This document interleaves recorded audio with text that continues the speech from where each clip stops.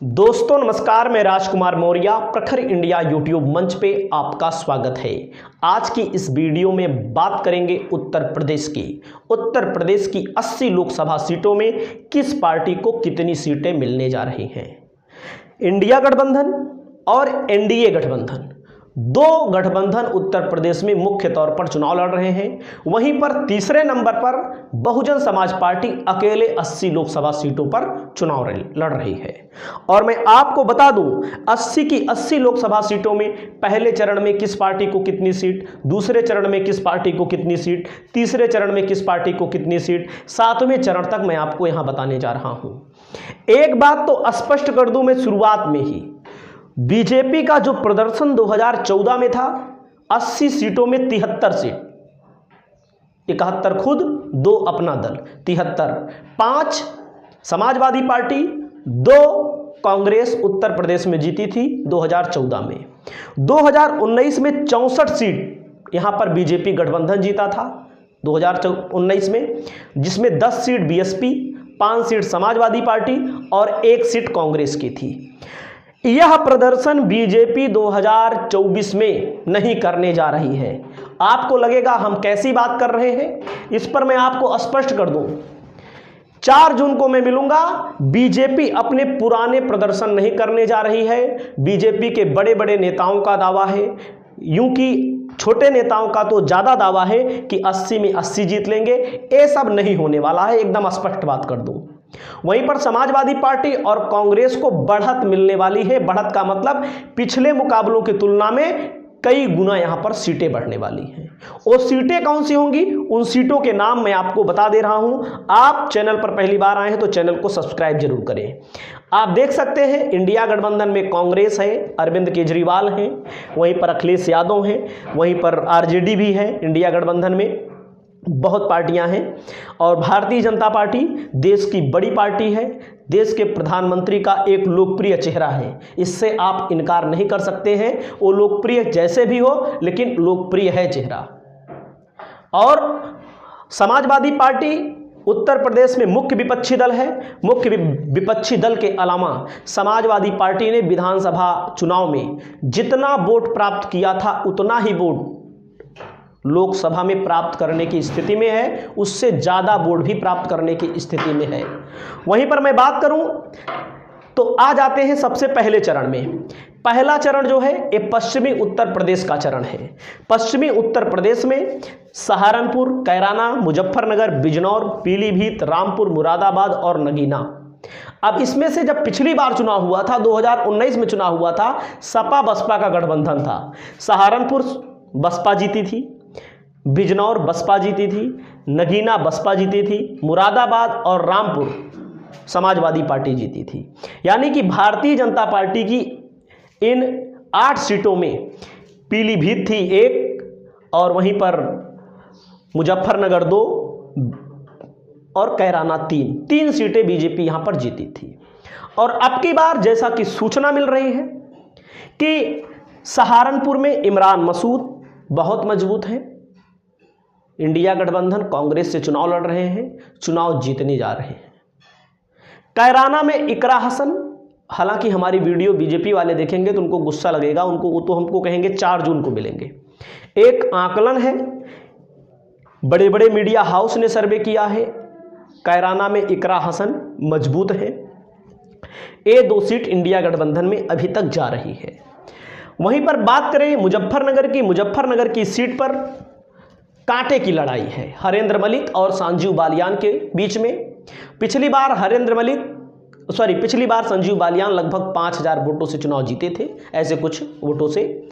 और पिछली बार लेकिन आरएलडी के जयंत चौधरी इंडिया गठबंधन के साथ थे, यानी कि समाजवादी पार्टी के साथ थे। हालांकि इस बार बीजेपी के साथ जा चुके हैं।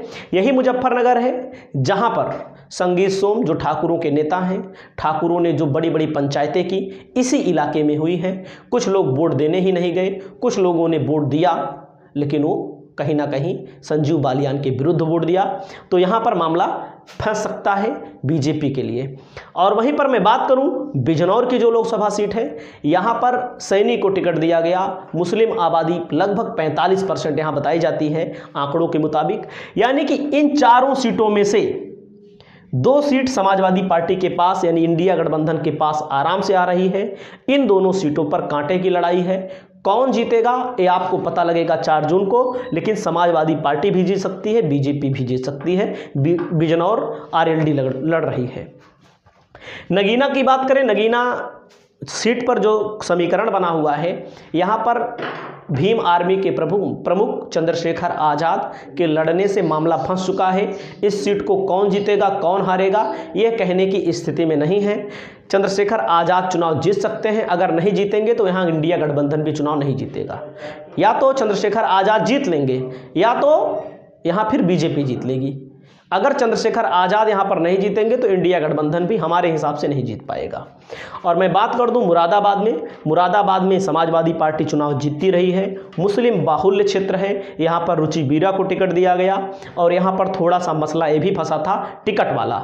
टिकट को लेकर समाजवादी पार्टी ने परिवर्तन किया, ऐन वक्त पर परिवर्तन किया, लेकिन यहाँ पर समाजवादी पार्टी को एज है क्योंकि मुस्लिम आबादी बहुत ज़्यादा जहाँ पर है वहाँ समाजवादी पार्टी का पलड़ा भारी है। रामपुर में 52% मुसलमान हैं, तो 52% जो मुसलमान हैं वो एक तरफा वोटिंग करते हैं और वहीं पर बसपा अलग लड़ती है। बसपा भी लड़ती है, भारतीय जनता पार्टी भी लड़ती है और समाजवादी पार्टी और कांग्रेस का गठबंधन तो है ही। तो इन 8 सीटों में तो ये मान लीजिए हम थोड़ी देर के लिए पीलीभीत की सीट और नगीना की सीट बीजेपी के पाले में जा रही है, या नगीना की सीट चंद्रशेखर आज़ाद जीत लेंगे और 4 सीटें कम से कम यहां पर इंडिया गठबंधन, और इन जो 4 सीटें बच रही हैं नगीना पीलीभीत, इसमें से 1 सीटें आ सकती हैं। यानी कि हमें मान लेते हैं कि 4 सीट ही मान लीजिए, बस 4 एनडीए को 4 इंडिया को मान लीजिए थोड़ी देर के लिए, 4 एनडीए को 4 इंडिया गठबंधन को मान लीजिए यहां पर। अब चलते हैं अब आते हैं दूसरे नंबर पे, और इसमें कोई शक नहीं है, मैं आपको बता दूं समाजवादी पार्टी पीलीभीत की जीतने की स्थिति में अभी है, मुजफ्फरनगर जीतने की भी स्थिति में है, भाजपा भी हालत यहाँ पर जीतने की स्थिति में है। और बिजनौर का मामला जो है 45% मुसलमान, सैनी को टिकट दिया गया, मुसलमान और सैनी अगर इकट्ठा वोट दिए होंगे तो समाजवादी पार्टी ये सीट जीत लेगी। अब चलते हैं दूसरे चरण में आते हैं, वहाँ 4 मैंने बांट दिया, छोड़ दीजिए। आप आ जाइए दूसरे चरण में भी 8 लोकसभा सीटों पर चुनाव हुआ। अमरोहा में कांटे की लड़ाई है। अमरोहा में दानिश अली, किसी भी पार्टी का वर्तमान सांसद अगर अपने यहाँ से चुनाव लड़ रहा है तो ये जान लीजिएगा वो चाहे बीजेपी का हो चाहे विपक्ष का हो, इंडिया गठबंधन का हो, उसके खिलाफ एंटी इनकम्बेंसी रहेगी। बड़े नेताओं को छोड़ दो तो बड़े नेताओं की बात अलग होती है, हालांकि उनके खिलाफ भी रहती है। मेरठ की सीट अरुण गोविल चुनाव लड़े। यह सीट अरुण गोविल जैसे ही चुनाव खत्म हुआ मुंबई चले गए, आपने सुना भी होगा, उनका ट्वीट भी बहुत वायरल हुआ था और हार मान चुके हैं क्योंकि यहाँ पर वही मुसलमानों की आबादी 45%, 43%, 48% अगर कहीं पर मुसलमान हैं, वहाँ पर दलित को टिकट दिया गया समाजवादी पार्टी की तरफ से, तो वहाँ पर एक सोशल इंजीनियरिंग के तहत मामला निपट गया। और मेरठ ऐसी सीट है जहाँ पर बसपा सपा पुराने समय में सिर्फ मुसलमान को ही टिकट देती रही है। मुसलमानों में जो तगड़ा रहता था वो जीतने की स्थिति में होता था, नहीं तो दोनों लोग हार जाते थे। भाजपा चुनाव यहाँ जीत लेती थी आसानी से, लेकिन अब की बार ऐसा नहीं हुआ है। मुस्लिमों का जो वोट है एक तरफा जा रहा है, ऐसा आप मीडिया रिपोर्ट्स के मुताबिक देख रहे हैं। मेरठ की सीट फंस चुकी है। बागपत की सीट बीजेपी के पाले में चली जाएगी, गाजियाबाद बीजेपी के पाले में, गौतम बुद्ध नगर बीजेपी के पाले में, बुलंदशहर बीजेपी के पाले में और अलीगढ़ बीजेपी के पाले में, अलीगढ़ में समाजवादी पार्टी, मथुरा बीजेपी के पाले में। इन 8 सीटों में केवल 2 सीटों पर यहां पर इंडिया गठबंधन जीतेगा, केवल 2 सीटों पर जीतेगा और हमको अमरोहा पर जीत दिखाई नहीं दे रही है इंडिया गठबंधन की। जीत जाए तो अच्छी बात है, लेकिन ये सीट बीजेपी के पाले में चली जाएगी, मैं आपको साफ बता दे रहा हूं, क्योंकि यहां पर मुसलमानों की आबादी तो ज्यादा है, लेकिन वर्तमान सांसद को टिकट देना, कांग्रेस ने टिकट दिया, वर्तमान सांसद कोई भी होगा, इतना बड़ा क्षेत्र होता है कि वह अपने क्षेत्र में जब कोई नेता बन जाता है, चुनाव जीत जाते हैं, तो कोई ध्यान उतना नहीं देता है जितना देना चाहिए, वो चाहे जिस पार्टी का हो। ये जो लोग जीतेंगे ये लोग फिर ध्यान नहीं देंगे। जो बीजेपी के लोग जीत रहे हैं, मोदी के नाम पे जीत रहे हैं। तो यहाँ पर पहले चरण में 4 सीट बीजेपी को दिया, 4 सीट समाजवादी पार्टी गठबंधन को दिया। यहाँ पर मेरठ और अलीगढ़ बीजेपी को आप यहाँ पर समाजवादी पार्टी की अब 6 हो गई और भारतीय जनता पार्टी की 1 2 3 4 5 6 10 सीट हो गई भारतीय जनता पार्टी की, 6 सीट हो गई यहाँ पर समाजवादी पार्टी गठबंधन की। हालांकि मैं ये बता दूं कई जगहों पर टक्कर की लड़ाई है, जैसे अमरोहा में है, मुजफ्फरनगर में है और पीलीभीत में भी लड़ाई है। तो आप ये समझ लीजिए कि वहाँ पर कोई भी चुनाव जीत सकता है। ये सब आंकड़ा मैं एक मोटा मोटा आंकड़ा मैं बता रहा हूँ। कितनी सीटें हो गई? 6 सीट इंडिया गठबंधन को, 10 सीट बीजेपी गठबंधन को। ये है वोटा परसेंटेज, कितना कितना किस जगह पर वोटिंग पड़ी थी, वोटिंग हुआ था।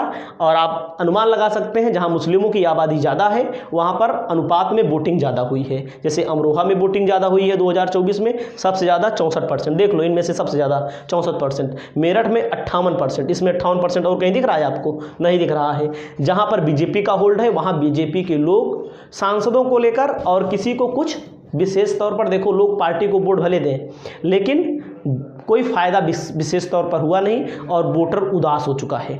तो आपको मैंने केवल 16 सीटों में 10 सीट बीजेपी को और 6 सीट यहाँ पर इंडिया गठबंधन को मैंने दिया है।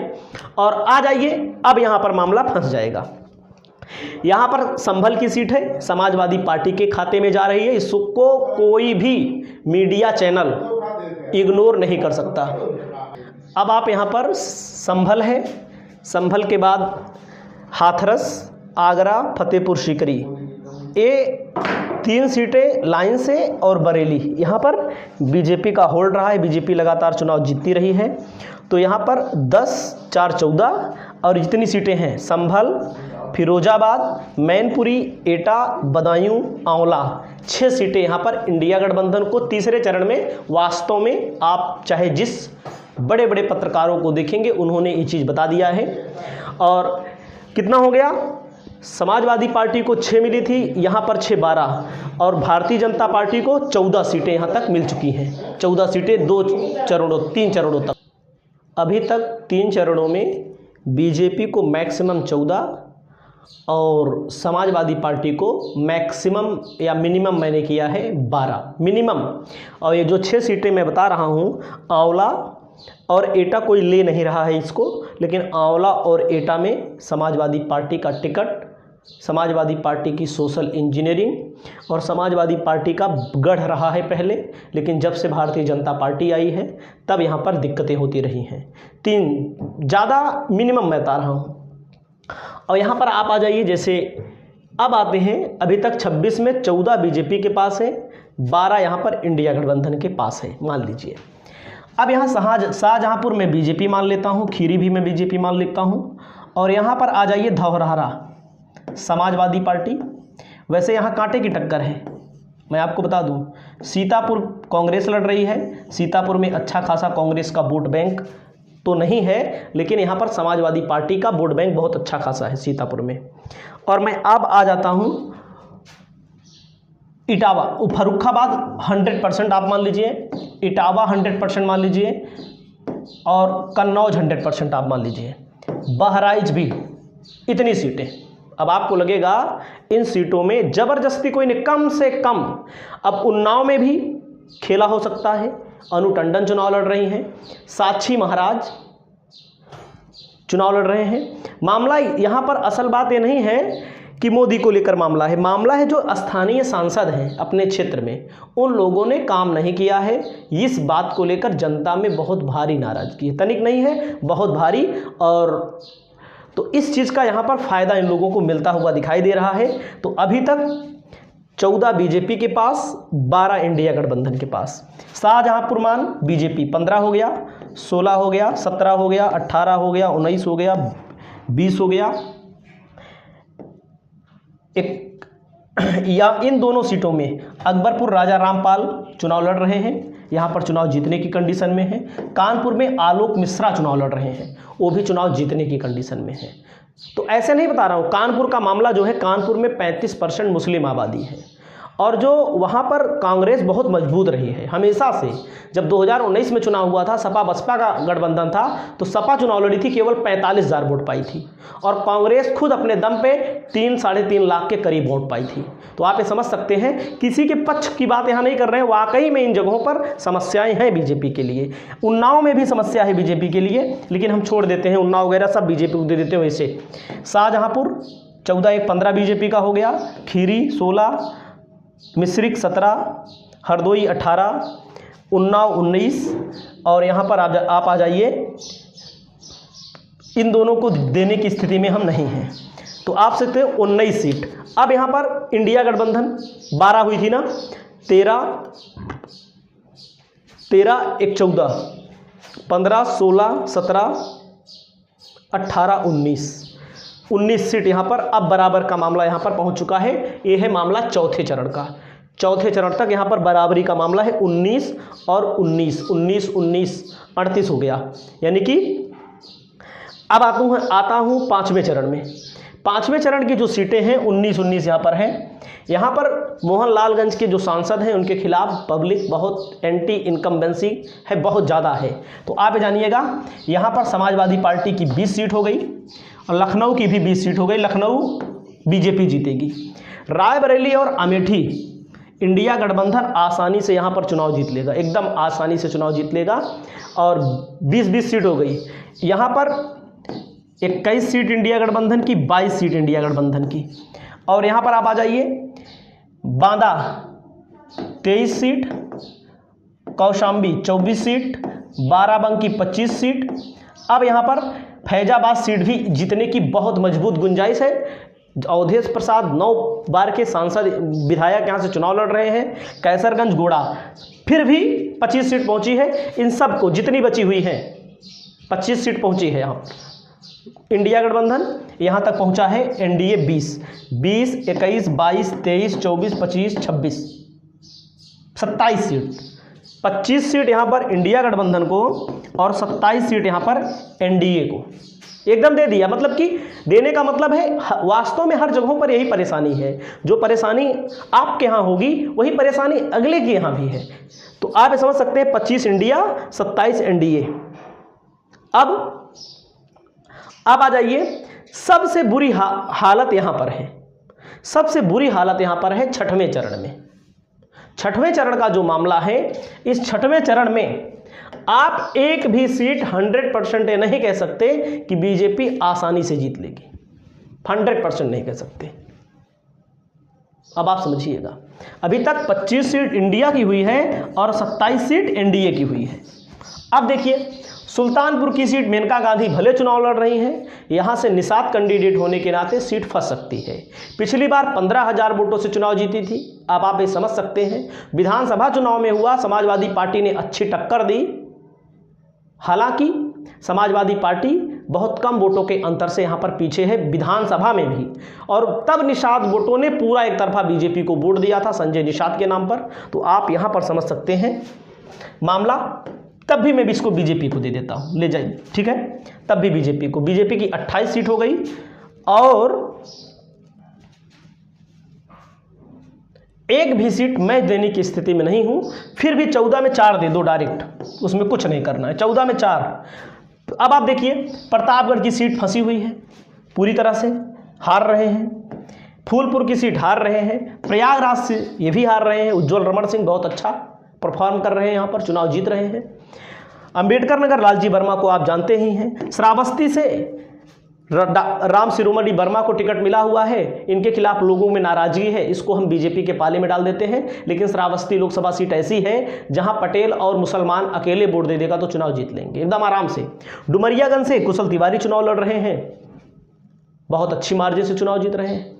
बस्ती में आप समझ ही रहे हैं, राम प्रसाद चौधरी। संत कबीर नगर पिछली बार बहुत मुश्किल से चुनाव जीते थे। यादव मुसलमान निषाद थोड़ा से दे दिया, चुनाव निकाल लेंगे। लालगंज आजमगढ़ समाजवादी पार्टी का गढ़ है ही, उसमें कुछ कहना ही नहीं है। जौनपुर की सीट बाबू सिंह कुशवाहा। मछली शहर की सीट फंस सकती है, तब मैं इसको निकाल देता हूं। और यहां पर भदोही की सीट ललितेश पति त्रिपाठी चुनाव लड़ रहे हैं, और भदोही में विधानसभा चुनाव हुआ था, बीजेपी बुरी तरह चुनाव हारी थी। अब मैं आपको ले चलता हूं कहां पर, तो इसमें से 4 सीटें यहां पर ले जाइए, गलत तो नहीं हुआ, 4 सीटें यहां पर और 10 सीटें यहां पर। यहां पर कितनी हो गई? 35 सीट। यहां पर कितनी हो गई? 31 सीट। 35 और 31 सीट, 35 इंडिया को, 31 सीट एनडीए को। अब आ जाइए यहां पर,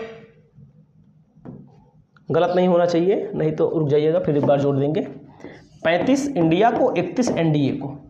महाराज की गंज की सीट बीजेपी की है, गोरखपुर की सीट बीजेपी की है, कुशीनगर बीजेपी की है, देवरिया बीजेपी का मान देते हैं, बांसगांव बीजेपी का मान देते हैं, लेकिन घोसी सलेमपुर समाजवादी पार्टी के पाले में जाएगी, 2 सीट। घोसी सलेमपुर, बलिया गाजीपुर, रॉबर्टसनगंज 3 सीट और इसमें जोड़ दीजिए। और ये भी मैं आपको बता दूं, चंदौली में भी 1 सीट जोड़ दीजिए। चंदौली बची कौन सी? बीजेपी की 1, 2, 3। देवरिया कांटे की लड़ाई है, अखिलेश प्रताप सिंह बहुत अच्छा चुनाव लड़ रहे हैं, समाजवादी पार्टी का बड़ा वोट बैंक है, तब भी मैं इसको बीजेपी के पाले में दे देता हूं। बांसगांव, यहां भी अच्छी लड़ाई है, कांग्रेस अच्छा चुनाव लड़ रही है। यहां पर कितना हो गया? 1, 2, 3, 4, 5, 6, 7 सीट। यहां पर कितनी सीट हो गई? 38 सीट हो गई। यहां पर कितनी सीट हो गई? 35, 35 2 37, 37 1 38, 37 1 38, 38 3 42 सीट। कम से कम 42 सीट मैं आपको बता रहा हूं। हालांकि रिजल्ट जो आएगा 4 जून को ही आएगा। 42 सीट मैं बता रहा हूं, लेकिन मैंने शुरुआत में बता दिया 25 से 30 सीटें। अब आपकी क्या राय है? आप अपनी राय रख सकते हैं। इस वीडियो में इतना ही। और आपको जितना भी ये सब मैक्सिमम मैंने महाराजगंज में, यहाँ तक कि देवरिया जोड़ दिया जहाँ लड़ाई है, बांसगांव जोड़ दिया जहाँ लड़ाई है, कुशीनगर जीत लेंगे, गोरखपुर भी जीत लेंगे, और रॉबर्टसनगंज में समस्या है, मिर्ज़ापुर बीजेपी जीत लेगी। तो मुश्किल से बीजेपी 38 से बढ़ा करके इसको हम कर देते हैं 45 सीट। तब भी यहाँ पर समाजवादी पार्टी इंडिया गठबंधन अच्छी सीट जीतने की स्थिति में है। आपकी क्या राय है? आप अपनी राय जरूर बताइएगा।